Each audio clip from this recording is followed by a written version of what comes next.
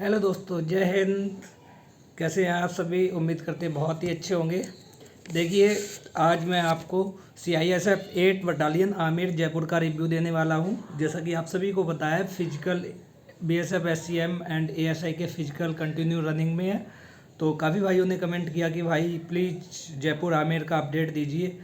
तो थोड़ा सा वीडियो इसलिए लेट हो गया क्योंकि मैंने काफ़ी दोस्तों से कम 2 से 3 लोगों के दोस्तों से बात की है और सारे के सारे आपके जितने भी डाउट हो सकते हैं, जितनी भी क्वेरी हो सकती है, वो सारे मैंने इस वीडियो में इंक्लूड किए हैं। इसलिए 1 से 2 दिन वीडियो लेट हो गई है, उसके लिए माफ़ी चाहता हूँ। बट आप पूरी वीडियो देखिए, जितना सारा प्रोसेस है पहुंचने की, वहाँ पे ग्राउंड तक कैसे पहुंचना है, रुकने की व्यवस्था क्या है, एंट्री कैसे होती है, रनिंग किस पे होती है, साथ में क्या क्या ले जाते हैं और कितने बजे तक फ्री करके वो निकाल देते हैं। पूरा को पूरा वीडियो आप देख लीजिए। आपके अगर किसी का भी CISF 8th battalion Amer ground में फिजिकल है तो वो भाई उसके पूरी क्वेरी सॉल्व हो जाएगी। इसके बाद उम्मीद है कोई भी डाउट नहीं बचेगा। अगर डाउट बचता है इस वीडियो के बाद आप कमेंट कर दीजिए, मैं उसका जवाब दे दूंगा। ठीक है, तो देखिए, सबसे पहले मैं बताता हूँ आप लोग जो है वो ग्राउंड तक कैसे पहुँचेंगे। मान लीजिए उसके जो नियरेस्ट रेलवे स्टेशन है ग्राउंड के, वो है जयपुर जंक्शन और जयपुर बस स्टेशन। दोनों ही जगह मेट्रो अवेलेबल है। तो आप पहले जयपुर जंक्शन जाएंगे या फिर जयपुर बस स्टेशन। आप बस से जाएंगे तो बस स्टैंड या बस अड्डा जाएंगे, तो वहाँ भी मेट्रो अवेलेबल है और जयपुर स्टेशन से भी मेट्रो अवेलेबल है। वहाँ से आप मेट्रो पकड़ेंगे, यानी कि मेट्रो पे बैठेंगे और मेट्रो से बड़ी चौपड़ मेट्रो तक जाएंगे, यानी कि जयपुर स्टेशन से बड़ी चौपड़ मेट्रो या फिर जयपुर बस स्टैंड से बड़ी चौपड़ मेट्रो। बड़ी चौपड़ मेट्रो से उतरने के बाद या तो आप ऑटो पकड़ेंगे या फिर आप वहाँ की सिटी बस पकड़ेंगे। 29 नंबर की सिटी बस, ध्यान रखेंगे, 29 नंबर की सिटी बस पकड़ेंगे बड़ी चौपड़ मेट्रो स्टेशन से और वहाँ से जाएंगे आप कुंडा तक। कुंडा तक बस 20 रुपये लेगी। 29 नंबर बस, ध्यान रख लीजिए, सीरियल नंबर 29 बड़ी चौपट मेट्रो स्टेशन से वहीं पे बस मिल जाएगी। और कहाँ तक जाएंगे? कुंडा तक। आप कुंडा तक बस से चले जाएंगे। फिर कुंडा से जो आपका जो CISF बटालियन का ग्राउंड है वो 2 किलोमीटर है। आप चाहेंगे तो पैदल भी जा सकते हैं, चाहेंगे तो 10 रुपये ऑटो वालों को देंगे, वो ग्राउंड के जस्ट आपको गेट से उतार देगा। तो इस टाइप से आप लोगों को वहाँ पे पहुँचना है, कोई भी सुविधा असुविधा नहीं होगी। ठीक है, आराम से वहाँ पे आप पहुँच जाएंगे। बस ध्यान रखेंगे, बड़ी चौपट से 29 नंबर की बस मिलेगी, वो आपको कुंडा तक पहुँचा देगी। देखिए, अब बात करते हैं एंट्री। एंट्री जो आपकी है वो 6 बजे से स्टार्ट होती है। 6 से लास्ट एंट्री 8:30 बजे तक होती है और 6 बजे से 8:30 बजे तक एंट्री। जो रिपोर्टिंग टाइम है वो 6 बजे है, बट जो लाइन लगना स्टार्ट हो जाती है वो 5:30 बजे बच्चे वहाँ पे रिपोर्ट कर देते हैं और रिपोर्ट कर देते हैं 5:30 बजे। फिर क्या होता है, 5:30 बजे आप वहाँ रिपोर्ट कर देंगे, आपको एंट्री ऐसे ही नहीं होगी। जो वहाँ पे एक लिस्ट पेस्ट होती है दीवार पर बाहर गेट के पास, वो ऑफिसर्स आएंगे। ऑफिसर्स आपसे बोलेंगे कि आप अपना अपना सीरियल नंबर देख लीजिए। उस लिस्ट पे आपका सीरियल नंबर लिखा होगा, रोल नंबर लिखा होगा और नेम लिखा होगा। तो उस लिस्ट पे आप अपना सीरियल नंबर देख लीजिए, क्योंकि जो भी व्यवस्था इस ग्राउंड पे, आमेर के ग्राउंड पे की गई हैं, वो सारी की सारी सीरियल नंबर वाइज की गई हैं। सीरियल नंबर से आपको पता लग जाएगा कि आपका रनिंग कब होने वाला है, कौन से बैच में होने वाला है, क्योंकि 50-50 लोगों की रनिंग वहाँ भी होगी, 50-50 का बैच बनेगा। सीरियल नंबर आप देख लीजिए, अपना नोट कर लीजिए। एंड पे आगे क्या होगा, आपकी एंट्री हो जाएगी। एंट्री सभी की एक साथ हो जाती है। लगभग 6 से 7 बजे तक सारे के सारे बैच बन जाने हैं, 50-50 के सभी के। आपकी एंट्री हो जाएगी। एंट्री होने के बाद आपको 50-50 का बैच बना के वहाँ पे बैठाल दिया जाएगा। बैच बनाने के बाद आपका क्या होगा, देखिए, एंट्री के टाइम डॉक्यूमेंट यहाँ पे बताना चाहेंगे, कुछ नहीं चाहिए, सिर्फ और सिर्फ एडमिट कार्ड चाहिए, आधार कार्ड चाहिए और 2 फ़ोटो चाहिए। फ़ोटो की ज़रूरत एक ही पड़ती है, बट आप 2 लेके जाइए, एडमिट कार्ड, आधार कार्ड और फ़ोटो। ST वाले कैंडिडेट ध्यान रखेंगे, जो सेंट्रल गवर्नमेंट है, यानी कि सेंट्रल का कास्ट सर्टिफिकेट लेके जाएंगे, क्योंकि उन्हें जो है हाइट में और चेस्ट में छूट चाहिए होगी। तो अपना ST वाले जो कैंडिडेट हैं वो अपना कास्ट सर्टिफिकेट लेके जाएंगे, वो भी सेंट्रल का, यानी कि इंग्लिश में लिखा होता है उसमें, गवर्नमेंट ऑफ इंडिया, वो वाला लेके जाएंगे। वरना आपको वहाँ पे उसका बेनिफिट नहीं मिलेगा, आपकी फिर भी जनरल के अकॉर्डिंग हाइट नापी जाएगी। ठीक है, तो एसटी वाले अपना ध्यान रखेंगे, कास्ट सर्टिफिकेट जरूर लेके जाएंगे। उसके बाद बात करते हैं एंट्री जब होगी इन डॉक्यूमेंट के अलावा आपका जो बैग है वो बैग साथ लेके जा सकते हैं, लेकिन बैग चेक होगा। बैग में चेक क्या होगा, कोई मेडिसिन वगैरह तो नहीं, कोई इंजेक्शन तो नहीं है। अगर है तो वो बोल देंगे पहले से ही, आप दवाई वगैरह निकाल दीजिए। अगर आपके अंदर एंट्री होने के बाद आपके बैग में कोई मेडिसिन या फिर इंजेक्शन पाया जाता है तो आप अगर क्वालिफाई हो गए तब भी आपको डिस्क्वालीफाई कर दिया जाएगा। वो लोग पहले ही इंस्ट्रक्शन देते हैं अच्छे से, तो आप ये बात ध्यान रखिए। एंट्री के समय आप बैग कैरी कर सकते हैं, बट वहाँ पे क्या होगा, मेडिसिन वगैरह नहीं होनी चाहिए। फ़ोन होगा, फ़ोन आप कैरी करेंगे, लेकिन जब रनिंग करेंगे तो आप वो बोल देंगे कि आप अपना फ़ोन बैग में डाल दीजिए। ठीक है, ये एंट्री का पूरा प्रोसेस हो गया और उम्मीद है समझ में आ गया होगा। उसके बाद करते हैं, एंट्री होने के बाद आपको जस्ट चेस्ट नंबर मिल जाएगा। चेस्ट नंबर मिलेगा, आप उसे बियर कर लीजिए। ध्यान रखिए, चेस्ट नंबर आप अगर शर्ट पहने हैं तो वो बोल देंगे आप शर्ट हटा दीजिए, शर्ट उतरवा देंगे, वहाँ पे टी शर्ट पहनिए और या फिर आप सैंडो या बनियान पहने वो पहनिए, उसके ऊपर चेस्ट नंबर आप बियर कर लीजिए। चेस्ट नंबर आगे लिखा होगा, उस पर 2 तरफ बार कोड होगा, पीछे भी बार कोड होगा, तो आप चेस्ट नंबर उससे पहन लेंगे। चेस्ट नंबर पहनने के बाद तुरंत आगे एक ऑफिसर मिलेंगे, वो क्या करेंगे, आपके दोनों पैर में आपको जो चिप है RFID जिससे स्कैन होती है वो चिप मिलेगी रनिंग के लिए, उस पर भी बारकोड लगा होगा, आप उसे पहन लीजिए दोनों पैरों में। ज़रूरत एक की होती है बट दोनों पहन लीजिए, आगे बताएंगे कैसे रनिंग करना क्या करना है। दोनों पैरों में आप चिप पहन लीजिए, फिर चिप लॉक करा दी जाएगी। कंटिन्यू ये प्रोसेस, ऐसा नहीं है कि एक का एडमिट कार्ड चेक होगा, ऐसे नहीं होगा। एंट्री आप गेट पे लेंगे, एडमिट कार्ड आपके हाथ में होना चाहिए, आधार कार्ड, फोटो। कंटिन्यू ये प्रोसेस है, नहीं 6 से 7 बजे तक सभी बच्चों के बैच बन जाएंगे और वहाँ फील्ड में बैठा दिया जाएगा। 7 बजे पहला बैच रनिंग दौड़ हो जाएगी, यानी कि मैं बता रहा हूँ डेली 1500 बच्चों को कॉल किया जा रहा है। 700 से 800 बच्चे पहुँच रहे हैं, कभी कभी 900 तक पहुँच जा रहे हैं और 1 घंटे में पूरे के पूरे सभी बैच बन जाते हैं। 15, 16, 17 जितने बैच बनने 1 घंटे में बन जाते हैं। तो आप ये मत सोचिए कि आपको प्रोसेस होगा, ये आपका नाम चेक होगा, ये होगा वो होगा। आपके हाथ में एडमिट कार्ड होना चाहिए। हाँ, कोई देख सकता है बट इतने ध्यान से नहीं देखते। ठीक है, तो डॉक्यूमेंट की अभी टेंशन नहीं लीजिए। उसके बाद आपको मैंने बता दिया, चेस्ट नंबर बियर कर लेंगे और चिप आपको मिल जाएगी, वो पहन लीजिए और चिप को लॉक कर दिया जाएगा। लॉक का मतलब है एक छोटी सी टाई मिलेगी, वो बांध लीजिए प्लास्टिक से, बाई चांस रनिंग के टाइम चिप खुल ना जाए। उसके बाद चिप जैसे ही आप बांध लेंगे, आगे आप बायोमेट्रिक के लिए जाइए अपना एडमिट कार्ड लेके। आपकी बायोमेट्रिक होगी, लेफ्ट थंब लगाना है, राइट थंब लगाना है और आपकी फ़ोटो क्लिक होगी। ध्यान रखिए, फ़ोटो भी क्लिक होगी, लेफ्ट थंब भी और राइट थंब भी बायोमेट्रिक में।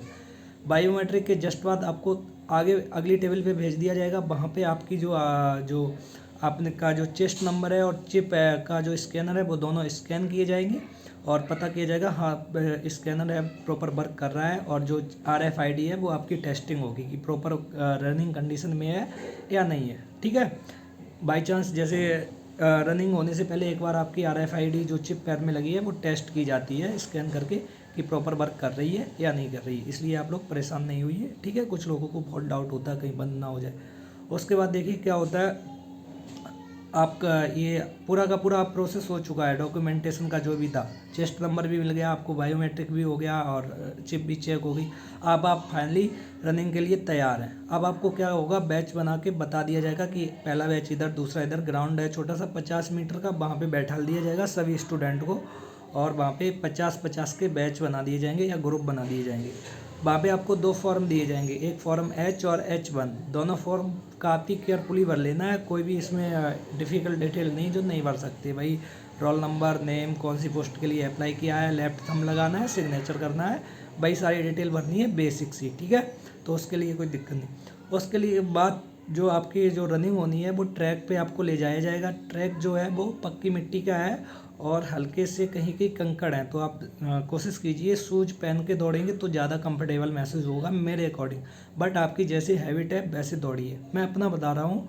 जैसे हल्के कहीं कहीं पे हल्की सी कंकड़ या कंक्रीट बोल सकते हैं, तो जो लोग शूज पहन के दौड़ रहे हैं उन्हें कोई दिक्कत नहीं होनी है, क्योंकि पक्की मिट्टी है बहुत ज़्यादा। ऐसा लगता है जैसे नहीं बारिश हो जाती है तो वो हल्की हल्की कंकड़ आ जाते हैं, इस टाइप का ग्राउंड है कहीं कहीं पे। तो आप शूज पहन के दौड़ेंगे कोई दिक्कत नहीं होने वाली। बाकी आप रनिंग अगर करते हैं बिना शूज के कंटिन्यू करते हैं तो आपको भी तब भी कोई दिक्कत नहीं होगी। अगर हैबिट है तो आप अपने अकॉर्डिंग देख लीजिए। ग्राउंड जो है वो 400 मीटर का है, यानी कि 400 से ज़्यादा नहीं, 390 395 मीटर का बोल सकते हैं। मतलब कुल मिला के 400 से ज़्यादा नहीं है। अगर आपकी घर पे आ रही है तो वहाँ पे आराम से आ जाएगी। ठीक है, 4 चक्कर लगाने हैं। कुल मिला के जो मैट है उस पर 5 बार आपको पैर रखना है। ठीक, तो 50 आप फिर क्या होगा, आप वहाँ पे अभी मैंने बोला ग्राउंड में बैठ जाएंगे। पहला बैच 7 बजे वहाँ पे लेके जाएगा। रनिंग ट्रैक पे जाने से पहले 5 लाइनें बन जाएंगी। सभी स्टूडेंट एक लाइन में 10-10 स्टूडेंट खड़े हो जाएंगे। ठीक है, पहली लाइन वो उठाएगा ऑफिसर। आपको ट्रैक पे जाने से जस्ट पहले ट्रैक के पास कैमरा लगा होगा, कैमरे के सामने आपको खड़े होना है। खड़े होकर आपको अपना चेस्ट नंबर बोलना है और अपना नेम बोलना है। जैसे मान लीजिए किसी बच्चे का नाम अभी है तो उससे बोलना है चेस्ट नंबर 70 और नेम अभी। ठीक, ये बोल के आपको रनिंग ट्रैक पे पहुंचा दिया जाएगा। वहाँ पे खड़े हो जाइए। वहाँ भी 10-10 की लाइनें स्टार्ट हो जाएंगी। खड़े होने 50 बच्चे खड़े हो जाएंगे। फिर ऑफिसर सर आएंगे, वो आपको इंस्ट्रक्शन देने कि रनिंग कैसे करनी है, क्या करनी है। RFID का काम क्या है। RFID जो है वो 3 मैट बिछी हुई है, 3 या 2 होती हैं। ठीक है, 3 मैट बिछी हुई हैं। उस पर आप जैसे ही पहला पैर रखेंगे वैसे ही आपका टाइम स्टार्ट हो जाएगा। ठीक, टाइम स्टार्ट हो जाएगा। कुछ बच्चे क्या करते हैं, पहला पैर भी मैट पे रख जाए, दूसरा पैर भी रख जाए, ऐसा सोचते हैं। ऐसा कदापि सही नहीं है और गलत है। कोई भी आपका एक पैर जैसे ही मैट पे पड़ेगा आपका टाइम स्टार्ट हो चुका है। दूसरा पैर पड़ना कंपलसरी नहीं है, ये बात आप लोग ध्यान रखिए। 1 सेकंड 2 सेकंड से आप फिर रो रहे हैं, कहीं ना कहीं आपको डाउट होता है, पहली बार करते हैं, मन में डर होता है, ऐसा होता है। 2 चिप इसलिए आपके पैर में लगाई जाती है, बाई चांस एक वर्क करना बंद कर दे तो दूसरी वर्क करेगी प्रॉपर। ठीक है, तो आप पहला पैर रखिए उस पर और तुरंत अपना रनिंग स्टार्ट कीजिए। लास्ट में भी ऐसे ही आपको कुल मिला के 4 लैप करने हैं, तो 5 बार उस मैट पे पैर रखना है। पैर रख ही जाएगा, रखना नहीं, आपको चक्कर लगाने हैं बस। आप अपने चक्कर लगाइए, रख जाएगा। ठीक है, यानी कि अगर एक चक्कर लगना है, एक स्टार्टिंग में पैर रखोगे, ऐसे ही एक फिनिश पे पैर रखोगे तो एक चक्कर में 2 बार हो गया। फिर अगले चक्कर में तो 4 चक्कर में टोटल 5 बार उस मैट पे आपको पैर रखना है। सबकी रनिंग हो जाएगी, उसके बाद आपको ग्राउंड के अंदर ले जाया जाएगा। सब बच्चों को, सभी को ग्राउंड के अंदर ले जाया जाएगा। 10 मिनट वाली लिस्ट आएगी जिसमें डिस्क्वालीफाई जो स्टूडेंट होंगे रनिंग में उन्हें वहीं बैठा रहने दिया जाएगा। जो क्वालिफाई होंगे उन्हें ग्राउंड से दूसरी तरफ ले जाया जाएगा जहाँ पे उनका PST होना है, यानी कि हाइट वेट और चेस्ट होना है। ठीक है, हाइट वेट और चेस्ट होना है, वहाँ पे उनका हाइट वेट और चेस्ट होगा। हाइट में जनरली किसी को फेल नहीं करते। मेरे दोस्त का फिजिकल था, मैं उसके साथ गया था, उसके साथ भी एक भी बच्चा फेल नहीं हुआ था। ठीक है, रनिंग की बात करें, रनिंग जो है बाकी ग्राउंड के अकॉर्डिंग थोड़ी सी स्टूडेंट वहाँ नंबर ऑफ स्टूडेंट कम पास हो रहे हैं। एवरेज आप बोल सकते हैं 50% एवरेज, 40 से 50% तक ही स्टूडेंट रनिंग में पास हो रहे हैं। जबकि 9 बजे तक, 7 से 9 बजे, 8:30 9 बजे तक सारे बैचों की रनिंग हो जा रही है। तब भी किसी बैच में 24, पहले बैच में 24 बच्चे पास हुए थे, दूसरे में 27, फिर किसी में 18, 17, 12, 27 से ज़्यादा एक भी बैच में कैंडिडेट पास नहीं हुए। लगभग 16 बैच बने थे। ठीक है, उसके बाद बात करते हैं उसका रनिंग हो गया। रनिंग के बाद मैंने PST बता दिया। हाइट एकदम ठीक नाप रहे हैं, तो जितनी आपकी है उतनी ही आ रही है। चेस्ट बाई चांस किसी का कम है तो डिप से पुशअप मारने को बोल रहे हैं, आप मार लीजिए, आपका वहाँ पे हो जाएगा। मतलब रनिंग अगर पास होगी तो जल्दी किसी को फेल नहीं कर रहे।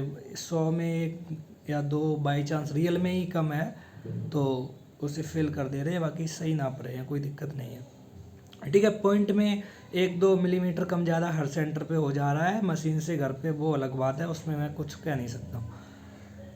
ठीक है, उसके बाद देखिए हाइट चेस्ट वेट के बाद फिर आपको वही रनिंग आपकी होगी। ध्यान रखिए, रनिंग के जस्ट बाद आपको क्वालिफाई वाली लिस्ट दिखाई जाएगी, वहाँ पे फॉर्म भरवाया जाएगा और उसके बाद जो PST हो जाएगी वहाँ भी लिस्ट आएगी क्वालिफाई वाली, वहाँ भी फॉर्म भरवाया जाएगा। और आमेर यानी कि CISF बटालियन की खास बात है कि वहाँ पे आपको जो आप जब भी फिजिकल पास कर लेंगे तो वहाँ पे आपको लेटर या स्लिप मिलेगी और उस पर क्वालिफाइड पे क्या लिखा होगा, टिक लगा होगा कि आपने फिजिकल क्वालिफाई कर रहा है। ये अच्छी व्यवस्था है वहाँ पे, बाकी सेंटर पे नहीं दे रहे हैं।